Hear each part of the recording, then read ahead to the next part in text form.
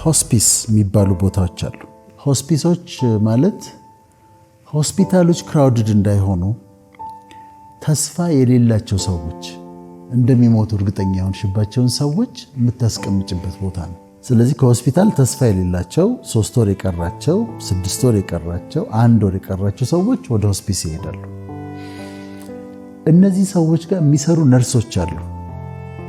አሁን ነርሶቹ ጥናት አጠኑ። ጥናታቸው ምንድነው? እነዚህ ሊሞቱ 1 ወር 2 ወር የቀራቸውን ሰዎች አንድ ጥያቄ ጠይቋቸዋል። የሚጠይቋቸው ጥያቄ ምንድነው? ምን ይጸጽትሻል? በህይወት ዘመን ምን ሪግሬት አለ? ባደርገው ኖሮ እንዲህ በሆን ኖሮ የምትሉት ነገር ምንድነው ብሎ ጠይቋቸው። ከዛ ያንን ነግሯቸው ያን የነገሩትን በጥናት አውጥተው ሰጥተውናል። አሁን እኛ እሱን ነግርሽና እነሱ እዛ ህይወታቸው መጨረሻ ላይ ያሉ የተጸጸቱባቸውን ነገሮች እኛ እንዳንጸጸትባቸው ከነሱ እንማራለን ማለት ነው። ብልህ ከሰው ስለሚማር አንደኛ ያሉት በጣም ይጸጽተኛል ያሉት ነገር ደስተኛ አልነበርኩም። I was not happy። ህይወቴን ኢንጆይ አላረኩትም። እንዲህ ሊያልቅ እንዲህ ልጨርሰው እንዲህ ዞር ብዬ ሳይ ህይወቴን ደስተኛ አልነበርኩም፣ ኢንጆይ አላረኩትም ህይወቴን የሚል ጸጸት ነው ያላቸው። አሁን የሚመለከቱን ሰዎች በአጠቃላይ ግን ጀነራል ፕሪንሲፕል ነው የምናወራው። ምን ያህል ህይወታችን ኢንጆይ እናደርገዋለን? በየቀኑ ማን ነው ደስተኛ? ህይወቱ ኢንጆይ የሚያደርግ ማን ነው? አሁን ተመልከች፣ ደስተኛ ለመሆን አንዱ ማይንድፉል መሆን አለብሽ። ማይንድፉልነስ በጣም ያስፈልጋል። ሽሮዋን ስበላት አጣጥሜ ጣዕሙን አጣጥሜ ኢንጆይ አርጊያት ነው መሆን ያለበት። እያንዳንዷን ካፕ ኦፍ ኮፊ እያንዳንዷን ቡና ስጠጣት ጣዕሟን አጣጥሜ ነው መጠጣት ያለብኝ። you don't have to be rich ህይወትሽን ኢንጆይ ለማድረግ ባለው ነገር በየቀኑ የህይወትን ኢንጆይ የማድረግ በህይወት ደስተኛነትን መለማመድ በጣም ያስፈልጋል። ቀጠሮ ግን ከሰጠን እንዲህ ሲሆንልኝ ደስተኛ ሆናለሁ፣ መኪና ስገዛ ደስተኛ ሆናለሁ፣ አሜሪካ ሲሄድ ደስተኛ ሆናለሁ፣ ሳገባ ስወልድ ደስተኛ ሆናለሁ ብለን ከጠበቅን መቼም ደስተኛ ነው።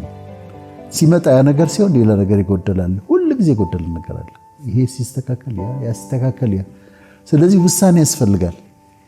አሁን እነሱ ኢንጆይ አላረኩም ብለው የሚጸጸቱ ከሆነ እኛ ምን ማድረግ አለብን? ህይወታችንን ኢንጆይ ማድረግ በትናንሿ ነገር ማይንድፉል ሆነን እያንዳንዷን ነገር ኢንጆይ ማድረግ እና ደስታን መፍጠር ነው ያለብን። አሁን ያልሽው ነው። ደስታ ከየትም አይመጣም፣ ወይ ከሰማይ ከእግዚአብሔር ነው የሚመጣው። I have to create it። እኔ ወስኜ ደስታን ልንፈጥረው እንችላለን። ጌስታልት ቴራፒ ይባላል። ጌስታልት ቴራፒ ጌስታልት ጀርመናዊ ነው እና እሱ ምን ይላል? ሰዎች ደስተኛ እንዳይሆኑ ከሚያደርጋቸው ነገሮች አንዱ ያልተዘጉ ሆሎች አሉ፣ ሉፕ ሆሎች አሉ በህይወታቸው ክሎዥር ያላገኙ ግጣም ያላገኙ የህይወት ምዕራፎች አሉ። እነሱን ዝጓቸው፣ ሰላም ታገኛላችሁ ነው የሚለው። አሁን ምንድነው? ቀጠሮ አትያዙ ደስተኛ ለመሆን። አሁን ግሬትፉል ሆኑ፣ ባላችሁ ነገር ባለችው ነገር ደስተኛ ሁኑ። የገንዘብ እጥረት ሊኖር ይችላል፣ ቤቱ ላይ መች ይችላል። ደስታን ፍጠሩት፣ ኢንጆይ ማድረግን ፍጠሩት። ይሄ ሀገራዊ ሀዘናችን ሲመጡ እንደሱ እንዳለ ሆኖ ግን ኤቭሪዴይ እያንዳንዷን ቀን ኢንጆይ ለማድረግ ከወሰንን ከዛ ኢንጆይ እናደርገዋለን። ምን ህይወታችን ጣፋጭ ይሆናል። ሁለተኛው ጸጸታቸው ከቤተሰቤ ጋር ጊዜ አላሳለፍኩም። ምን ነው ከእናቴ ጋር ቁጭ ባወራት ኖሮ፣ ምን ነው ከአባቴ ጋር ባወራ ኖሮ፣ ለልጆች ጊዜ አልሰጠኋቸውም። ኮሚቴ ስብሰባ ምን እዛ ጋር ስል ለልጆች ጊዜ አልሰጠኋቸውም። የሚቆጨኝ ነገር ለልጆቼ ጊዜ አለመስጠቴ ይቆጨኛል፣ ለቤተሰቤ ጊዜ አለመስጠቴ ይቆጨኛል ይላል። ለምሳሌ ልጆች ያላቸው ሰዎች ይኖራሉ።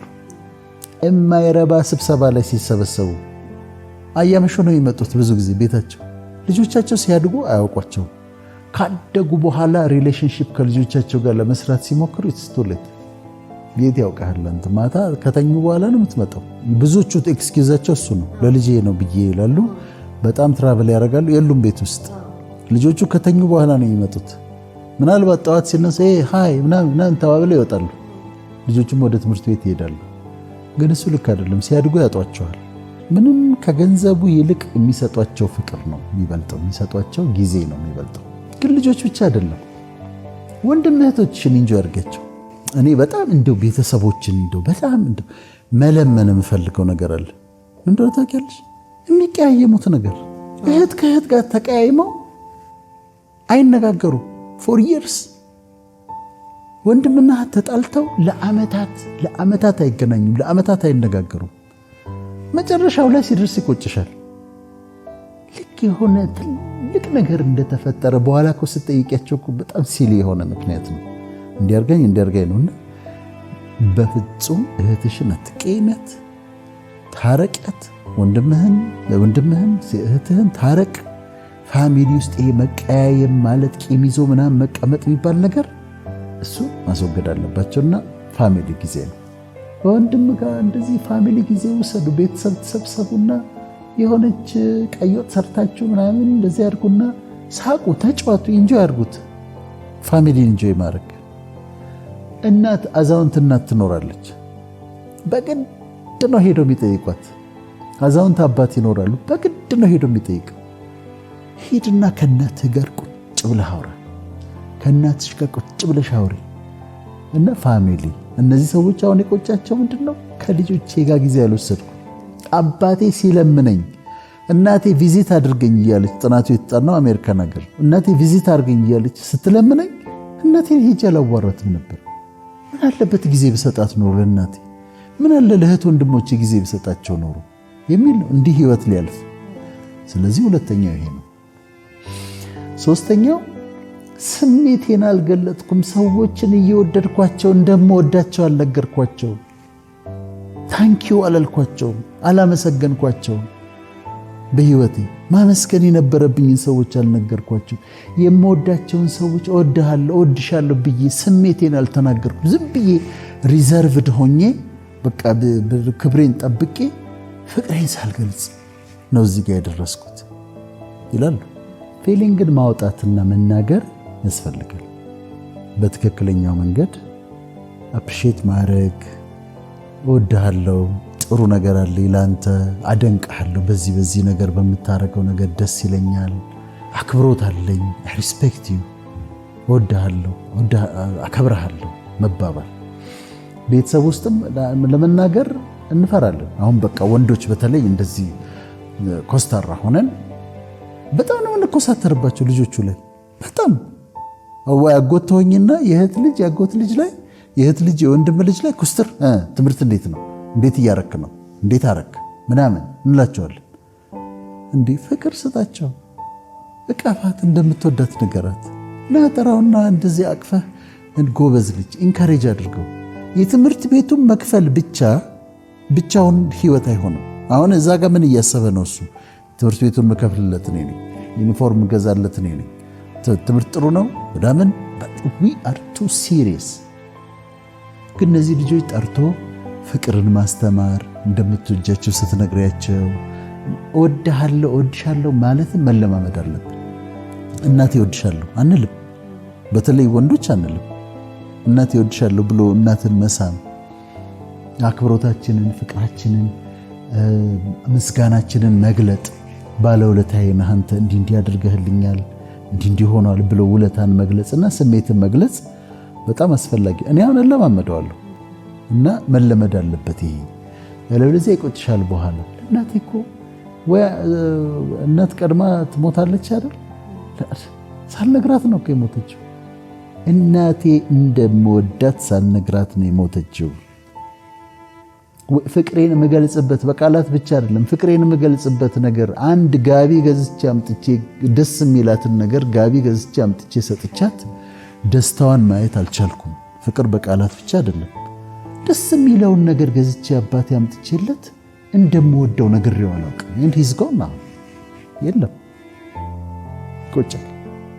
ይሄ በጣም ሀብታም መሆን አይጠይቅም እንደዚህ አይነት ነገር ለማድረግ። እናት የምትወዳትን ቡና አምጥቶ አምጥተሽ ከዛ ሰተሻት ዘች ተቆልቶ ምናምን ደስ እንዲላት ማረግ አባት ደስ እንደሚለው በትንሹ ነገር ግን በቃ ሲሪየስ ነን፣ በጣም ኮስታሮች ነን። ሰላም ሰላም፣ ደህና ነሽ? ደህና። እንዴት ነህ? ደህና። ወንድሞቻችን ወንድም ለወንድም ሲያወራ ይተሻል። እንዴት ነህ? ደህና ነህ? ሰላም።